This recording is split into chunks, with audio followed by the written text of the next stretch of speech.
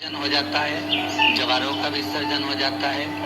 व्रत करने वाले कन्या पूजन भोजन भंडारा कराकर सती कथा में कही थी कि नवरात्रे एकम से प्रारंभ नवरात्रे, क्योंकि नवमी के दिन माता जी का विसर्जन हो जाता है, जवारों का विसर्जन हो जाता है।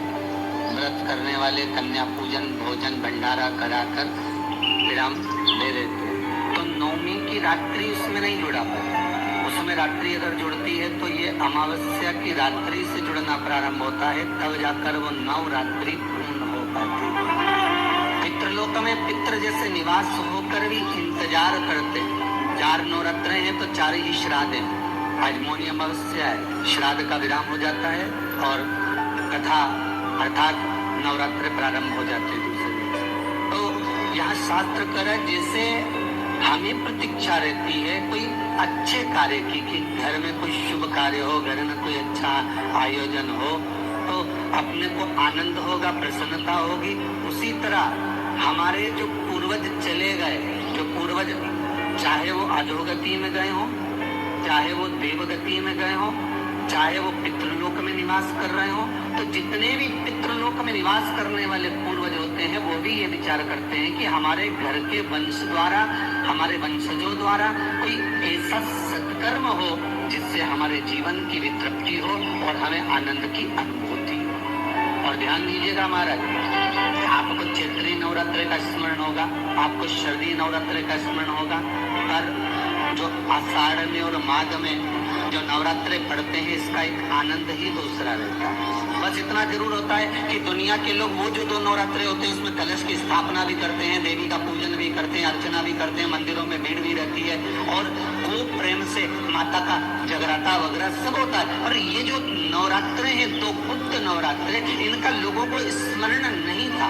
वो तो धीरे धीरे ये टीवी चैनल के माध्यम से कथाकारों ने, वक्ताओं ने स्मरण कराना जब चालू करा, धीरे धीरे बताना, मार्गदर्शन करना जब चालू करा, तब लोगों को ज्ञात होता गया कि कोई गुप्त नवरात्रा भी होता है, उसमें भी देवी की आराधना होती है। ये चारों नवरात्रे अलग अलग अवस्था के हैं, अलग अलग सुख के हैं और अलग अलग आनंद के हैं। आपके घर में पितृदोष है, आपको ऐसा महसूस होता है तो किसी भी नवरात्रि के पहले जो अमावस्या पड़ती है, जिस दिन अमावस्या रहे उस दिन चावल की कटोरी में एक कपूर का टुकड़ा रख दीजिए, छोटा सा।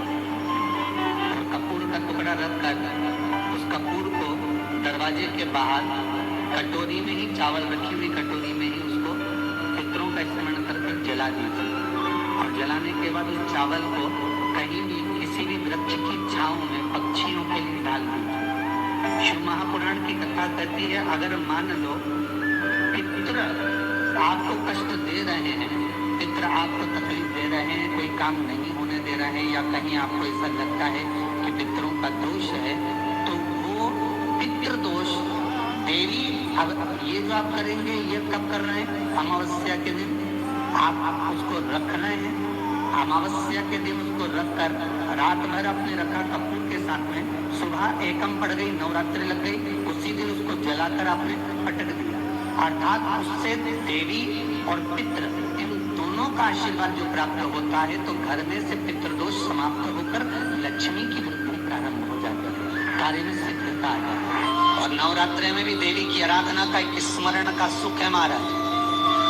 ज्योत का विधान है, नवरात्रि में देवी की ज्योत लगती है, अखंड ज्योति लगती है, जवारे बुआए जाते हैं, कलश लगता है, ज्योत का भी विधान है। जिसके यहाँ दिया अखंड जलाया जाता है, अगर वो दिए की लो, दिए की बाती अगर दक्षिण दिशा की होती है तो उसके घर में साल भर में एक घात जरूर होती है। जो दिया अखंड जलता है उसकी बाती का मुख दक्षिण का नहीं होना चाहिए।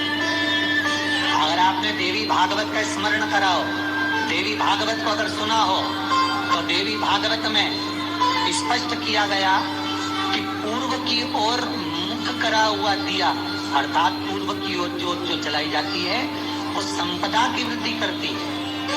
पश्चिम की ओर मुख कर कर जो ज्योत लगाई जाती है महाराज, वो वैभव को देती है। और उत्तर की ओर जो मुख कर कर ज्योत जलाई जाती है, उत्तर की ओर जो ज्योत का मुख रहता है वो आयु की वृद्धि करती है, घर में अकाल मौत को रोकती है। दक्षिण की ओर ज्योत ना लगाएं। अगर आपको लगाना है पूरब की लगाएं, पश्चिम की लगाएं या उत्तर की लगाएं।